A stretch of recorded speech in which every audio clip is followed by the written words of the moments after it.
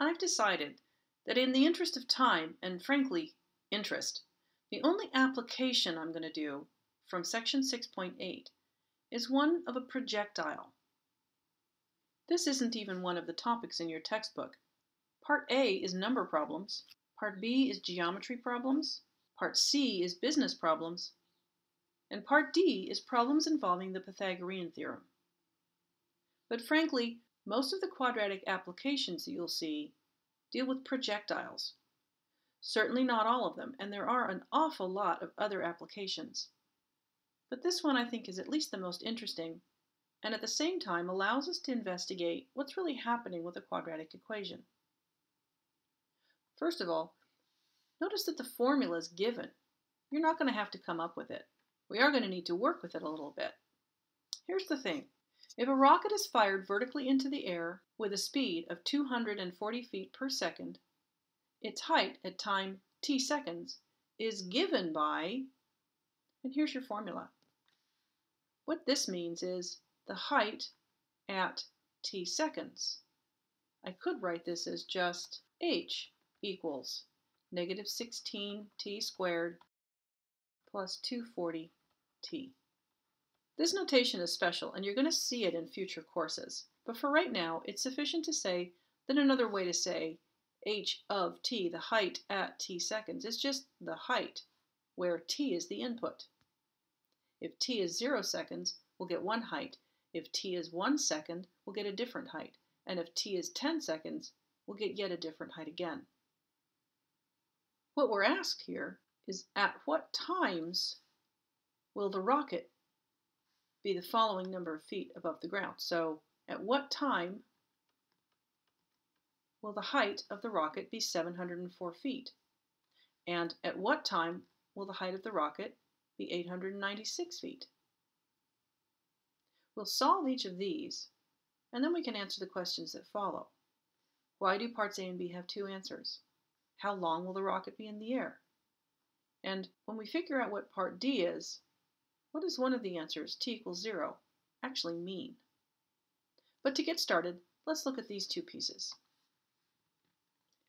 If a rocket is fired straight up into the air, its path is going to look something like this. At time t equals 0, it'll be on the ground. Then it'll go straight up and come straight back down again. What this question is asking is, how many seconds after it leaves the ground is its height 704 feet? Can you see why this question might have two answers? It's going to be at 704 feet at one point on its way up, and then again on its way down. So there are two potential answers, not just for part A, but also for part B. So how do we figure that out? Well, we don't know the time, but we do know the desired height. It's 704. So we can replace h with 704.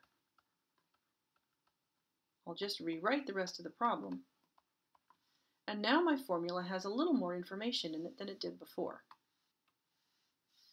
What I have here is a quadratic equation. My variable is t instead of x. And it's not in a form that I can solve by factoring, but I can put it in that form. I could either just subtract 704 from both sides,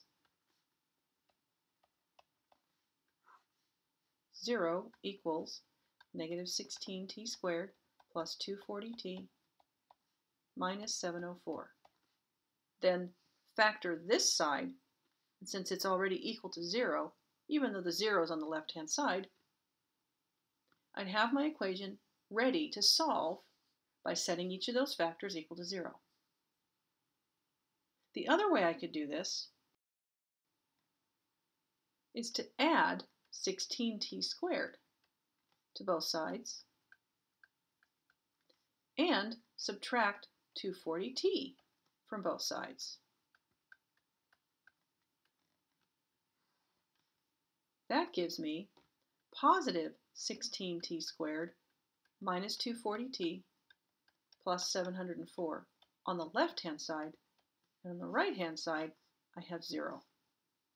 It actually doesn't matter When you factor the quadratic expression, regardless of which side it's on, you'll end up with the same factors, so you'll end up with the same results, the same solutions.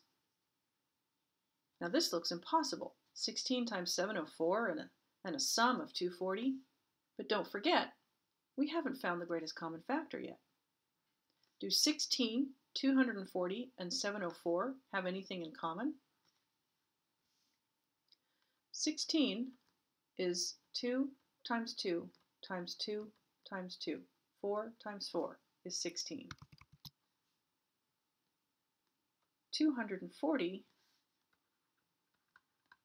let's see, it's 24 times 10, 2 times 12, 2 times 5, 3 times 4, 2 times 2. So 1, 2, 3, 4 copies of 2.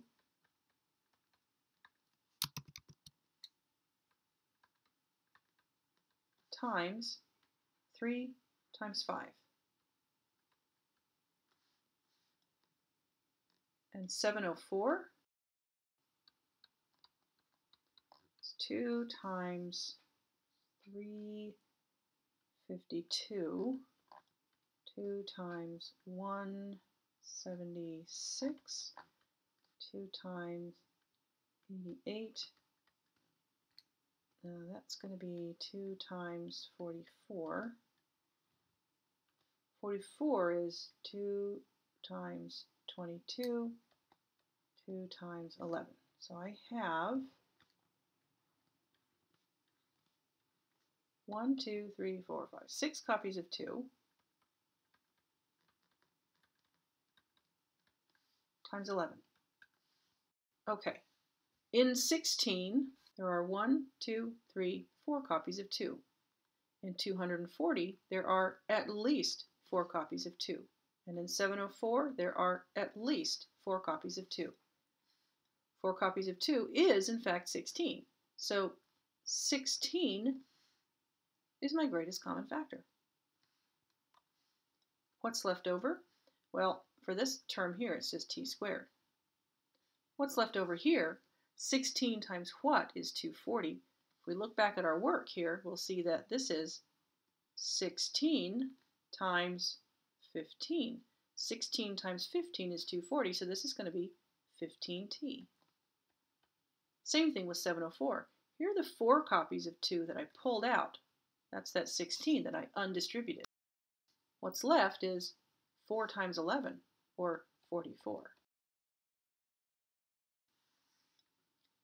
I still have more work to do, though. I need to factor this. 16 times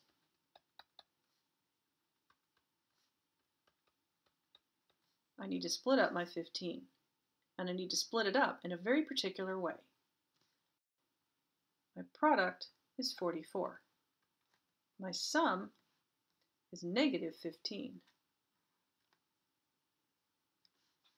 To get a positive product, I either need to multiply a positive number times a positive number, or a negative number times a negative number.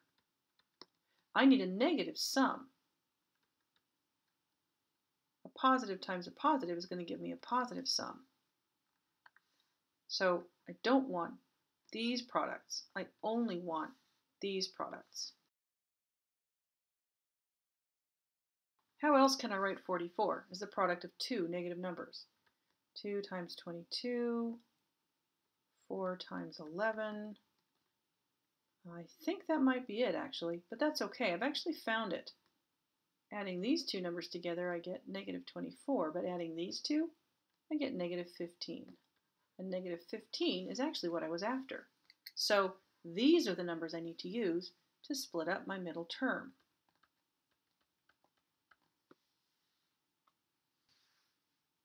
GCF of these 2 and these 2 is t. What's left is t minus 4. And then 11, and what's left is t minus 4. Notice that I'm writing my first GCF in every line, and now I'm also writing my equals 0 in every line, because that's part of the problem I'm trying to solve. I'm not writing the whole problem. If I leave that off, not only that, but I might forget what I was trying to do. So although all the work is taking place in here at the moment, I'm still writing down the other pieces. The GCF here and here, don't forget this and this, is t minus 4, and what's left is t minus 11. So I can rewrite the left-hand side of my equation as this. It's in its factored form. To save space, I'm just going to remove my scratch work and move this up. Now I can carry on. There are 3 factors in this problem: 16, t minus 4, and t minus 11. Each one of these needs to be set equal to 0. 16 equals 0, t minus 4 equals 0, and t minus 11 equals 0 are all potential solutions. Solving this one gives me t equals 11. Solving this one gives me t equals 4. And this one can't be solved. 16 cannot equal 0. Sometimes when we do a problem like this, we end up with a factor of like x in front.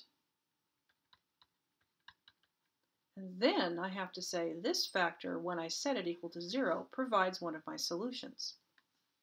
In this case, that factor that's out front isn't a variable, it's a constant. So although I'm considering the possibility that this factor, when it's set equal to 0, could provide a solution, in this case it won't. I'm actually just going to cross this one out. 16 can never equal 0, so it can't provide a possible solution. The 2 solutions I have come up with are t equals 11 and t equals 4. Everything that I've done here has been to answer this question. So my answers look like they should be t equals 4 and t equals 11. But because this is an application, I need to go back in and find what I was really being asked. At what times? And notice that the times is in seconds. So this is the answer to my quadratic equation, but the answer to the problem is at 4 seconds and 11 seconds. And I don't care if you abbreviate. What's important is that you're communicating the right ideas. SEC is a standard abbreviation for seconds. So I'm not going to take points off for the abbreviation. I'll take points off if you don't use any units at all. So there's our solution. That's just part A. Let's take a look at part B. In part B, we're asked to do the same thing, but for a different height. Our projectile is starting at ground level, being fired straight up into the air, and then turning around and coming back down. In part A, we looked at the 2 different times that the projectile was at 704 feet. In part B, we're looking for when it's at 896 feet. This is the height we're interested in. So I can replace h with 896. Now I have a quadratic equation, but not one that's equal to 0. This time, I'm going to subtract 896 from both sides and solve the resulting quadratic equation.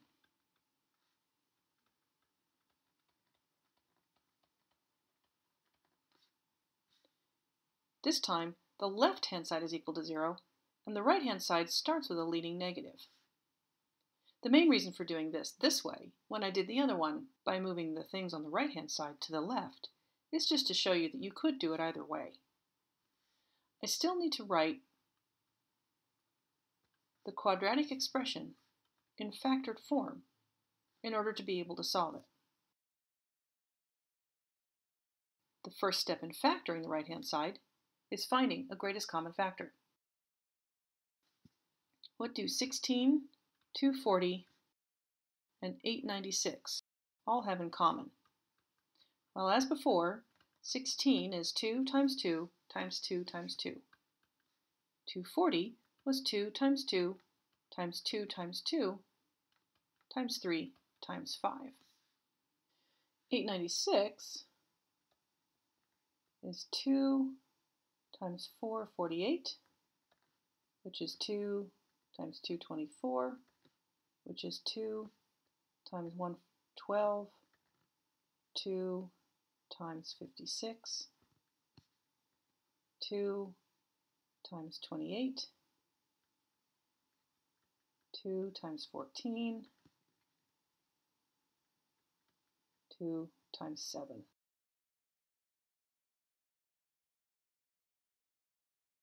So 896 can be written as 2 times 2 times 2 times 2 times 2 times 2 times 2 times 7. 16 has 4 copies of 2, 240 has 4 copies of 2, and 896 has 4 copies of 2. This is the most I can get out of all three because it's all I can get out of the 16. So 2 times 2 times 2 times 2, which is 16, is the greatest common factor. Remember, though, that with a leading negative in my original expression, it's preferable to factor out a negative greatest common factor because it leaves what's left over in a form that's easier to work with. Negative 16 times t squared gives me negative 16t squared. Negative 16 times negative 15t gives me 240t. 16 times 15 is 240, as evidenced by the fact that 240 can be written as 16 times 15. A negative times a negative gives me a positive. Finally, I need a positive to multiply this negative by to give me this negative, and 896 can be written as 16 times whatever this is. Well, this is 8 times 7, and that's 56. So negative 16 is my greatest common factor, and the work that I did down here helped me find that greatest common factor, but it also helped me find what was left over. Now that I've found the greatest common factor, the next step is to find the product and the sum and rewrite the problem with the middle term split up. I'll rewrite the part that I'm not changing at this point.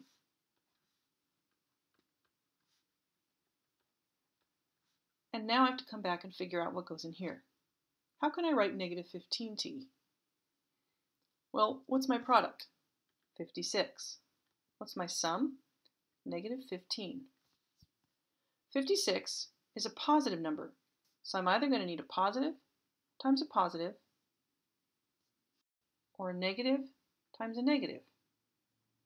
Either of those will give me a positive 56 when I multiply them together, but only a negative times a negative will give me a negative when I add those two numbers together.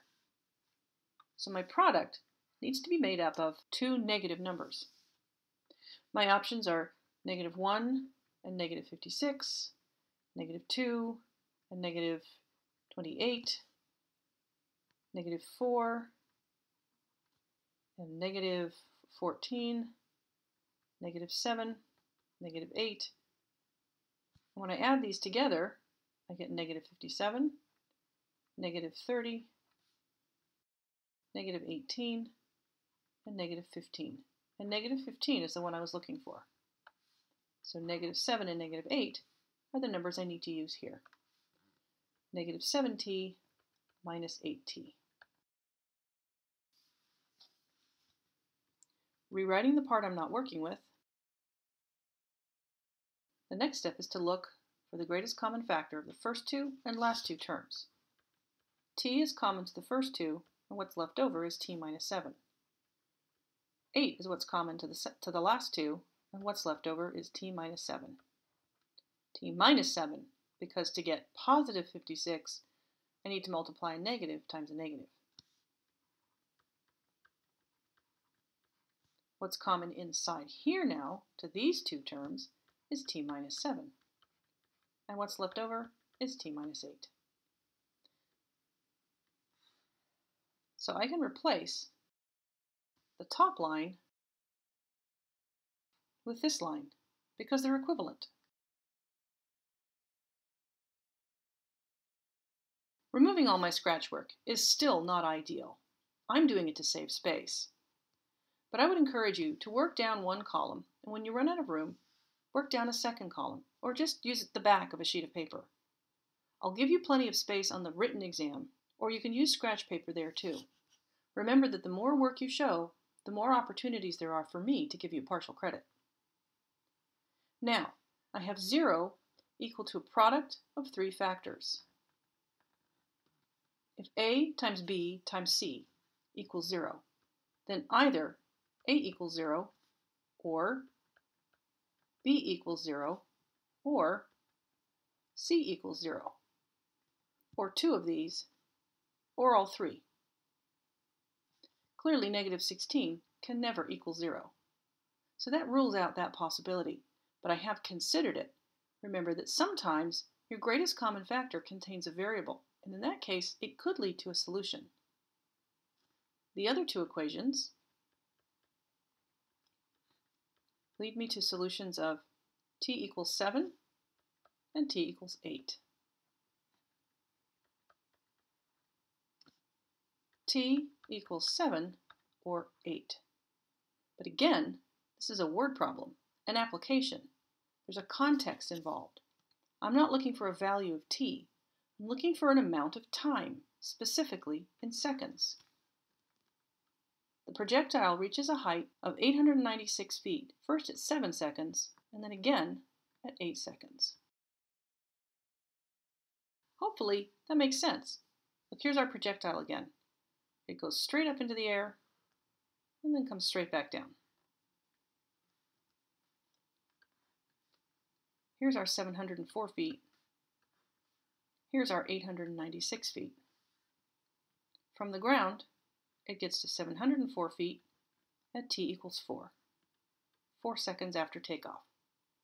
It gets to 896 feet after 7 seconds. Only 1 second later, it's turned around and come back down to 896 feet. And it takes another full 3 seconds, 11 seconds in total, to get back down to 704 feet. How long do you think it would take to reach the ground? Well, the ground has a height of 0. So that equation could be solved by taking the equation we're given to start with,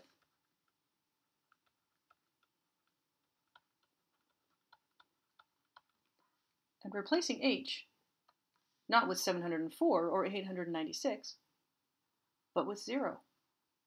And now it's already set to 0, and all we have to do is factor. So that one's actually easier. We've done part A and part B. Let's talk about part C. Why do the parts A and B each have 2 answers? Well, we've sort of answered that as we've gone along. The projectile has to go through each height, once on its way up, and again coming back down. It's hard to fit all that into this space, and in fact, if I hope to leave it on the page here, I need to make it pretty small so that I have room over here to continue working on this problem. Part D asks how long the projectile is in the air, and they give us a hint. We started to talk about this a minute ago. Here's our equation again. And I said that the projectile starts at the ground, goes straight up, comes straight back down, but that this height is 0. The height off the ground is 0 feet. So if I replace h with 0, and then solve the resulting equation,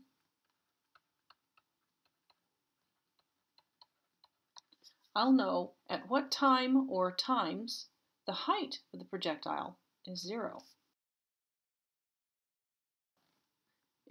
Solving a quadratic equation involves making sure at least one side is 0, and in this case that's already true, and then factoring the other side. We already know that the greatest common factor of 16 and 240 is 16, and then what's left over is 1 and 15. But I only have 2 terms here. Let's also observe that this term and this term also have a t in common. I couldn't do that before because I had plus a constant at the end, and the constant didn't have a factor of t in it. But I only have 2 terms in this polynomial, and both of them have t's in them. So t is a factor common to both terms. So I'll undistribute that as well. Negative 16t times t gives me negative 16t squared. And negative 16 times negative 15 gives me 240t. Now I have a quadratic expression, but in factored form. And its 2 factors are negative 16t and t minus 15. Setting each of those equal to 0, I get the following result. Solving this one gives me t equals 15. Solving this one, though, gives me t equals 0. The height of the projectile is 0 feet at t equals 0, so after 0 seconds, and at t equals 15, so at 15 seconds. Let's take a look at what that means. Here's my projectile, ready to fire, straight up in the air, and then straight back down again. I know my lines aren't exactly straight up and straight down here, but in fact they help illustrate the point that there are 2 times when the projectile is at 704 feet and 2 times when it's at 896 feet. There are also 2 times when it's at 0 feet, and those 2 times are at 0 seconds and at 15 seconds. So answering this question is a case of first recognizing what you're being asked. We're looking for a time here, how long, and we solved it by finding values of t that made this sentence true when h was 0. But the question is, how long will it be in the air? It starts at time t equals 0, and it's in the air for a total of 15 seconds, because it takes it 15 seconds to come back down to where the height is 0. So the answer to this question is 15 seconds. That takes care of part D. There's one piece left. When we solved the equation for part D, and we found these 2 answers, what is the t equals 0 seconds? What does that represent? Or what does it mean? We found the time that the projectile was in the air was 15 seconds. What does it mean for t to equal 0? Well, t stands for time, and t equals 0 means 0 seconds have passed since we launched the projectile. Well, 0 seconds have passed means no time has passed at all. In other words, t equals 0 is the moment of launch. It's the exact moment at which the projectile leaves the ground. I really like this question because it investigates a really useful application of a quadratic equation, multiple different ways to solve it depending on the particular piece of information you're looking for, and a thorough explanation of what's actually happening, not only in the scenario, but with the equation itself. This has been question number 34 in your text. Question number 33 is one that you'll do for homework. I'm not going to solve it for you here, but I will point a couple of things out. So let's take a look at that next.